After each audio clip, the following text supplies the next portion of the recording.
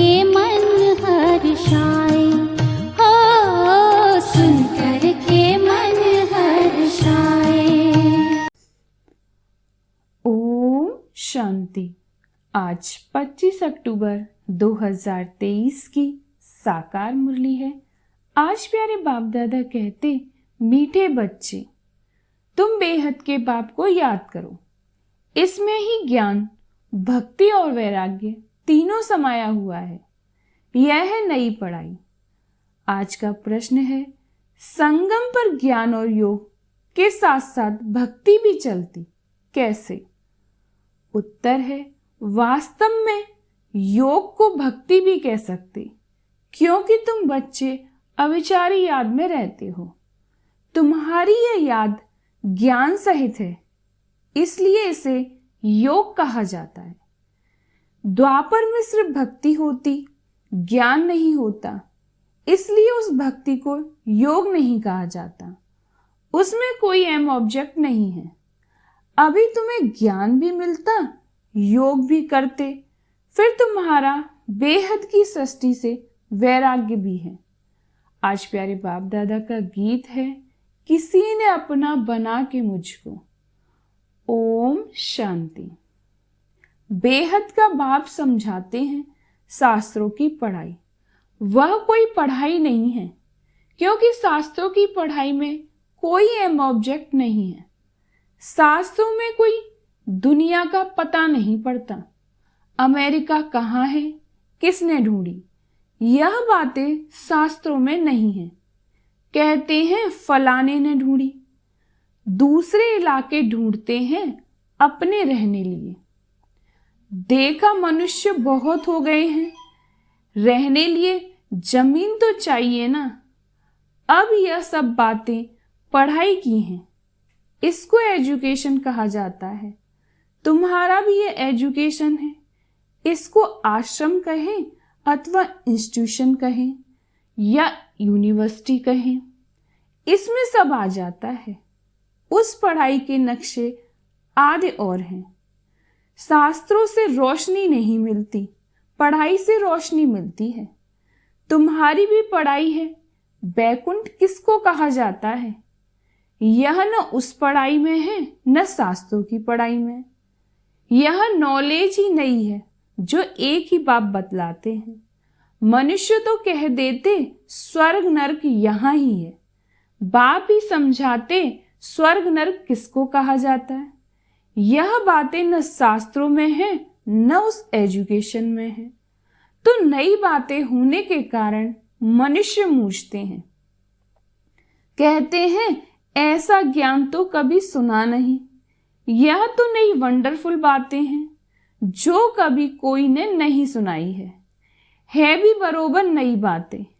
न उस एजुकेशन वाले सुना सकते, न सन्यासी याद सुना सकते। इसलिए परमपिता परमात्मा को ही ज्ञान सागर कहा जाता है। बेहद की हिस्ट्री ज्योग्राफी भी समझाते हैं। ज्ञान से स्वर्ग और नरक का विस्तार भी सुनाते हैं। यह नई बातें हैं ना।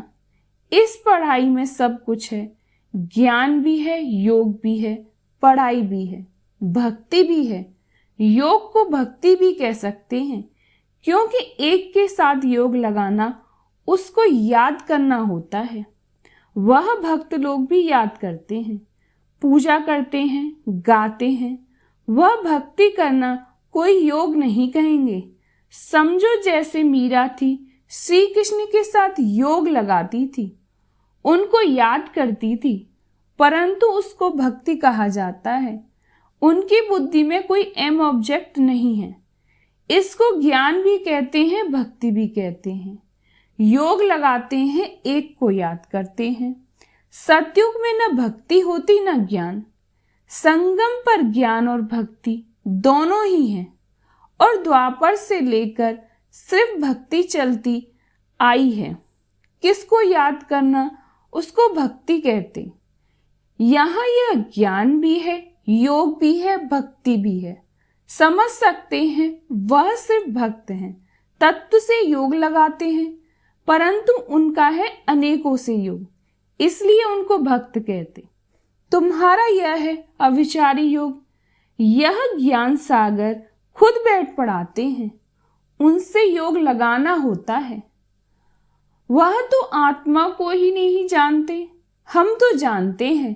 परमपिता परमात्मा बाप के साथ बुद्धि योग लगाने से हम बाप के पास चले जाएंगे। वह हनुमान को याद करते हैं तो उनका साक्षात्कार हो जाता, उनको अविचारी कहा जाता है। यह है अविचारी योग। सिर्फ एक बाप को याद करना है, तो इसमें ज्ञान भक्ति वैराग्य सब इकट्ठे हैं, और वह उनका सब अलग अलग है। भक्ति अलग, ज्ञान भी सिर्फ शास्त्रों का है, वैराग्य भी हद का है। यहाँ बेहद की बात है। हम बेहद के बाप को जानते हैं, इसलिए उनको याद करते हैं। वह भल शिव को याद करते, परंतु विकर्म विनाश नहीं होंगे, क्योंकि वह एक्यूपेशन को नहीं जानते। विकर्म विनाश होने का ज्ञान ही नहीं। यहाँ तो बाप की याद से विकर्म विनाश होते हैं, वहां काशी कलवट खाते हैं तो उनके विकर्म विनाश होते। भोगना भोगनी पड़ती है, परंतु ऐसे नहीं कि तुम्हारे मुआफिक आहिस्ते आहिस्ते कर्मातीत बनते। नहीं, उनके विकर्म सजाएं खाते खाते खत्म होते हैं, माफ नहीं हो जाते हैं। तो यह पढ़ाई भी है, ज्ञान भी है, योग भी है, इसमें सब है। सिखलाने वाला एक ही बाप है। उनको आश्रम अथवा इंस्टीट्यूशन कहा जाता है। लिखा हुआ बड़ा अच्छा है, आगे ओम मंडली नाम रॉन्ग था, अभी समझ आई है। यह नाम बिल्कुल अच्छा है। कोई को भी समझा सकते हो कि ब्रह्मा कुमार तो तुम ही हो। बाप है सबका रचेता, उनको पहले पहले सूक्ष्म वतन रचना है। ब्रह्मा विष्णु शंकर है सूक्ष्म वतनवासी, नई सृष्टि रचते हैं तो जरूर प्रजापिता ब्रह्मा चाहिए। सूक्ष्म वतन वाला तो यहाँ आ न सके, वह है संपूर्ण अव्यक्त। यहाँ तो साकार ब्रह्मा चाहिए ना, वह कहाँ से आए? मनुष्य इन बातों को समझ न सके। चित्र तो है ना, ब्रह्मा से ब्राह्मण पैदा हुए, परंतु ब्रह्मा आए कहाँ से? फिर एडॉप्शन होती है।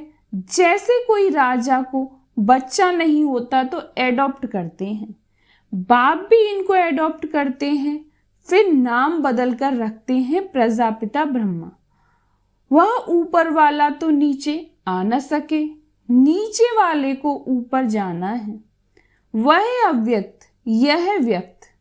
तो इस रहस्य को भी अच्छी रीति समझना है, क्योंकि सबका प्रश्न उठता है।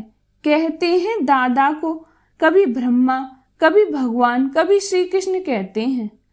अब इनको भगवान तो नहीं कहा जाता, बाकी ब्रह्मा और श्री कृष्ण को तो कह सकते हैं, क्योंकि श्री कृष्ण सुंदर से श्याम बनता है। तो जब रात है तब कहेंगे ब्रह्मा, तब दिन है तब कहेंगे श्री कृष्ण। श्री कृष्ण की आत्मा का अभी यह अंतिम जन्म है और यह श्री कृष्ण है आदि का जन्म। यह क्लियर कर लिखना पड़े। 84 जन्म राधे कृष्ण के व लक्ष्मी नारायण के बताने पड़े। यहाँ फिर इनको एडॉप्ट करते हैं तो ब्रह्मा का दिन और ब्रह्मा की रात हो जाती, वही फिर लक्ष्मी नारायण का दिन और रात। उनकी वंशावली का भी ऐसे हुआ। अब तुम अब ब्राह्मण कुल के हो, फिर देवता कुल के बनेंगे, तो ब्रह्मा कुमार कुमारियों का भी दिन और रात हुआ ना। यह बड़ी समझने की बातें हैं। चित्रों में भी क्लियर है। नीचे तपस्या कर रहे हैं, अंतिम जन्म है। ब्रह्मा आए कहाँ से, किससे पैदा हो? तो ब्रह्मा को एडॉप्ट करते हैं, जैसे राजा एडॉप्ट करते हैं, फिर उनको राजकुमार कहते हैं, ट्रांसफर कर देते हैं प्रिंस ऑफ फलाना। पहले तो प्रिंस नहीं था, राजा ने एडॉप्ट किया तो नाम डाला प्रिंस। यह रस्म रिवाज चलती आई है। बच्चों को यह बुद्धि में आना चाहिए। दुनिया नहीं जानती कि बाप कैसे पुरानी दुनिया का विनाश और नई दुनिया की स्थापना करते हैं। यह रोशनी तुम बच्चों को है, तुम्हारे में भी नंबरवार है। आगे चलकर छोटी छोटी बच्चियां भी बहुत तीखी होती हैं जाएंगी, क्योंकि कुमारियां हैं। लिखा हुआ भी है, कुमारियों द्वारा बाण मड़वाए।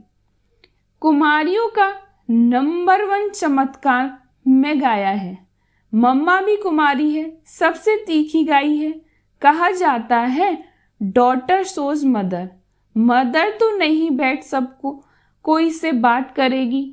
यह माँ तो हो गई गुप्त, वह मम्मा है प्रत्यक्ष। तो तुम शक्तियों अथवा बच्चों का काम है माँ का शो करना। बहुत अच्छी अच्छी बच्चियां भी हैं जिनका पुरुषार्थ अच्छा चलता है।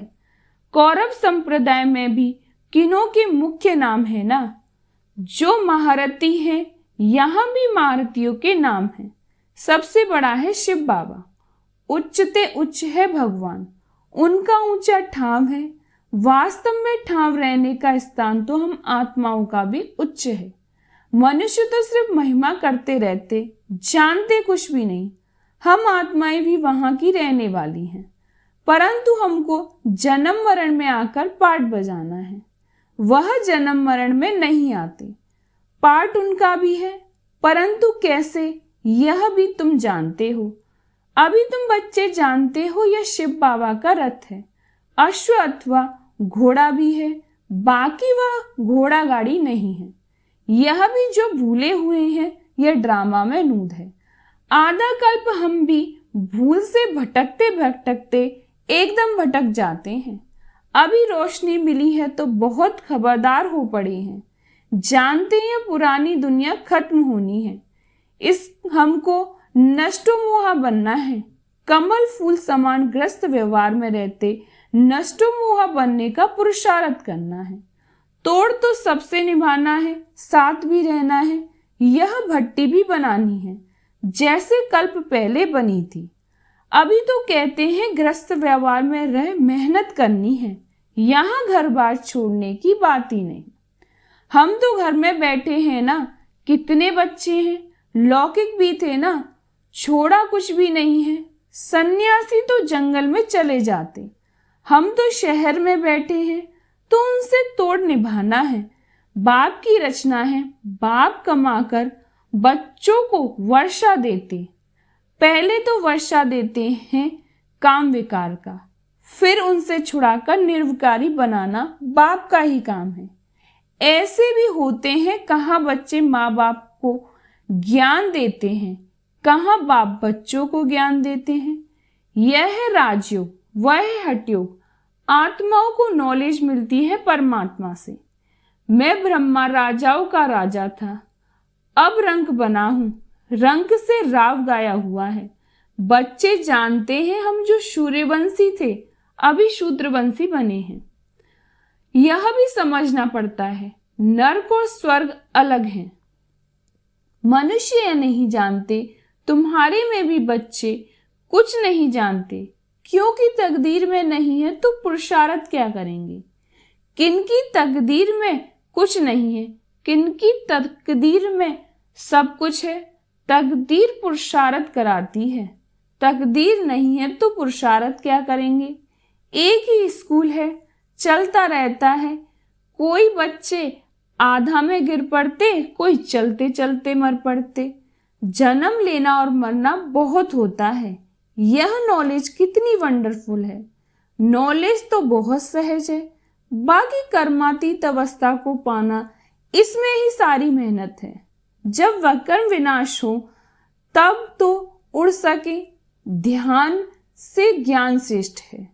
ध्यान में माया के बहुत विघ्न पड़ते हैं, इसलिए ध्यान से ज्ञान अच्छा है। ऐसे नहीं कि योग से ज्ञान अच्छा, ध्यान के लिए कहा जाता है। ध्यान में जाने वाले आज है नहीं। योग में तो कमाई होती, विकर्म विनाश होते हैं। ध्यान में कोई कमाई नहीं है, योग और ज्ञान में कमाई है। ज्ञान और योग बिगर हेल्दी वेल्दी बन नहीं सकते। फिर यह घूमने फिरने की एक आदत पड़ जाती है, यह भी ठीक नहीं। ध्यान नुकसान बहुत करता, ज्ञान भी है सेकंड का। योग कोई सेकंड का नहीं है, जहां जीना है वहां योग लगाते रहना है।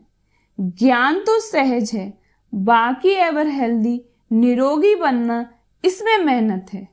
सवेरे उठकर याद में बैठने में भी बहुत विघ्न पड़ते हैं। पॉइंट्स निकालते हैं तो भी बुद्धि कहाँ की कहाँ चली जाती है।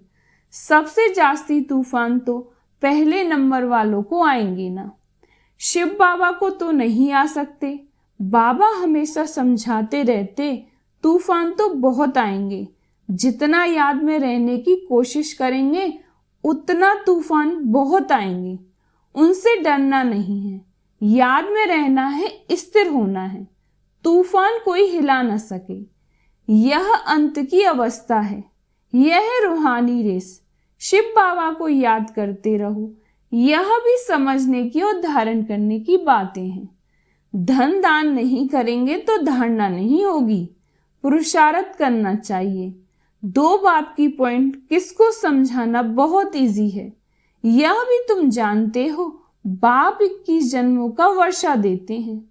तुम कहेंगे इन लक्ष्मी नारायण को बाप से 21 जन्मों का वर्षा मिला है।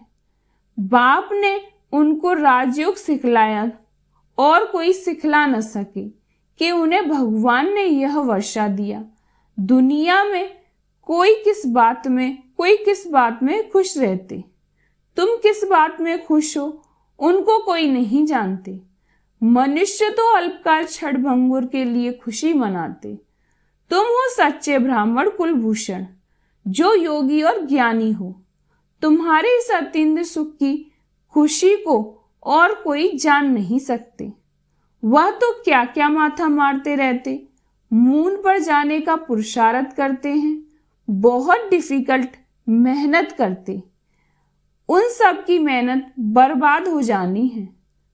तुम बिना कोई तकलीफ के ऐसी जगह जाने का पुरुषार्थ करते हो जहां और कोई जा न सके। एकदम उच्चते उच्च परम धाम में जाते हो। अच्छा, मीठे मीठे सिकीलदे बच्चों प्रति माता पिता बाप दादा का याद प्यार और गुड मॉर्निंग। रूहानी बाप की रूहानी बच्चों को नमस्ते। हम रूहानी बच्चों की रूहानी बाप दादा को याद प्यार और गुड मॉर्निंग, नमस्ते नमस्ते नमस्ते। शुक्रिया बाबा, शुक्रिया बाबा, शुक्रिया। आज धारणा के लिए मुख्य सार है। पहली पॉइंट है, ग्रस्त व्यवहार में रहते नष्ट मोहाबी बनना है। साथ साथ सबसे तोड़ निभाते कमल फूल समान रहना है। दूसरी पॉइंट है, धारणा करने के लिए ज्ञान धन का दान जरूर करना है। ज्ञान योग से अपनी कमाई जमा करनी है। बाकी ध्यान दीदार की आश नहीं रखनी है। आज प्यारे बाप दादा का वरदान है, संतुष्टता की सर्टिफिकेट द्वारा भविष्य राजभाग का तख्त प्राप्त करने वाले संतुष्ट मूर्ति भव। संतुष्टता के सर्टिफिकेट द्वारा भविष्य राजभाग का तख्त प्राप्त करने वाले संतुष्ट मूर्ति भव। संतुष्ट रहना है और सर्व को संतुष्ट करना है। यह स्लोगन सदा आपके मस्तक रूपी बोर्ड पर लिखा हुआ हो, क्योंकि इसी सर्टिफिकेट वाले भविष्य में राज्य भाग्य का सर्टिफिकेट लेंगे। तो रोज अमृत वेले इस स्लोगन को स्मृति में लाओ। जैसे बोर्ड पर स्लोगन लिखते हो, ऐसे सदा अपने मस्तक के बोर्ड पर यह स्लोगन दौड़ाओ, तो सभी संतुष्ट मूर्तियां हो जाएंगी। जो संतुष्ट है वह सदा प्रसन्न है। आज प्यारे बाप दादा का स्लोगन है, आपस में स्नेह और संतुष्टता संपन्न व्यवहार करने वाले ही सफलता मूर्त बनते हैं। आपस में स्नेह और संतुष्ट संपन्न व्यवहार करने वाले ही सफलता मूर्त बनते हैं। अच्छा, ओम शांति। बाबा तेरी मीठी मुरली की धुन करके मन हर्षाए।